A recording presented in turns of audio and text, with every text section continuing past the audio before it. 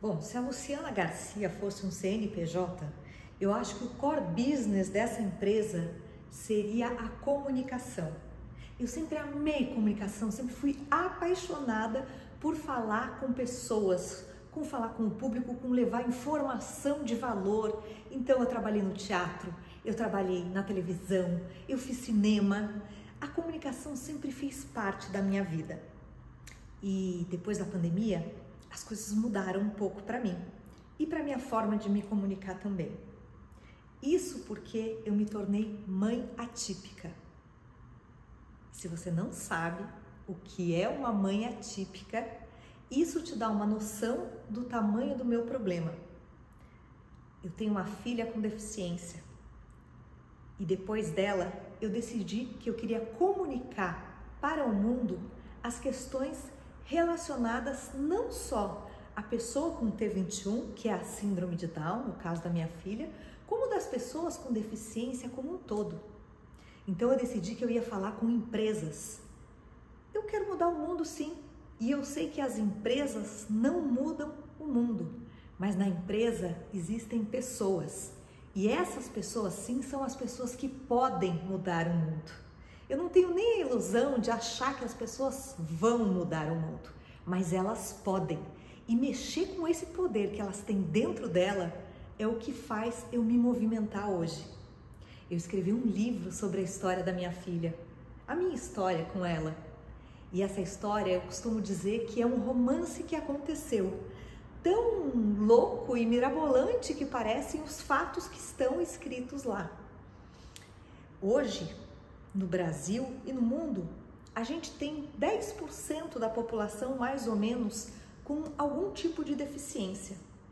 E aí você diz assim, para que se preocupar com isso? É só 10% da população, é muito pouca gente.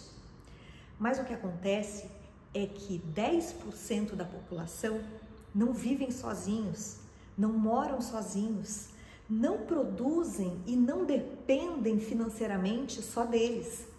Em volta desses 10% de pessoas com deficiência, tem outras 30% de pessoas que são impactadas por tudo que acontece na vida dessa pessoa com deficiência.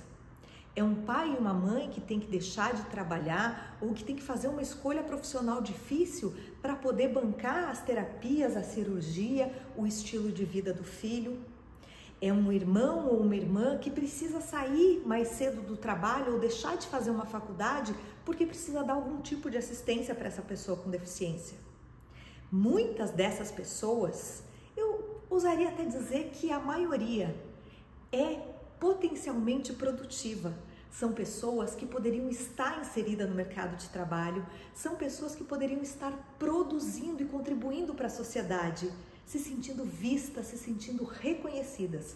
Mas aí nós temos uma série de questões relativas à acessibilidade e relativas à visão que a gente tem com relação à pessoa com deficiência, que impedem que essa pessoa chegue ao mercado de trabalho, seja contratada, seja valorizada ou que esteja apta, que tenha autonomia suficiente para estar trabalhando e para estar produzindo.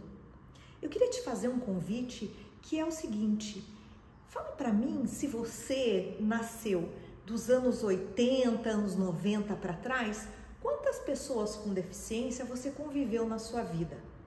Quantas pessoas com deficiência tinham na sua escola, ou no seu bairro, ou no seu prédio? Eu tenho certeza que o número que você vai chegar é muito menor do que 10%.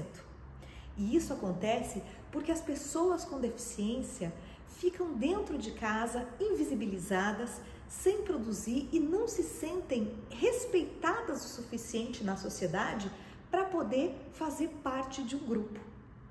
Então, depois da pandemia e depois da Maia, tudo mudou na minha vida e hoje eu uso a comunicação para fazer esse tipo de provocação, para chegar nas pessoas e convidá-las a olhar para 10% da população, convidá-las a olhar para uma pessoa, 2, 3.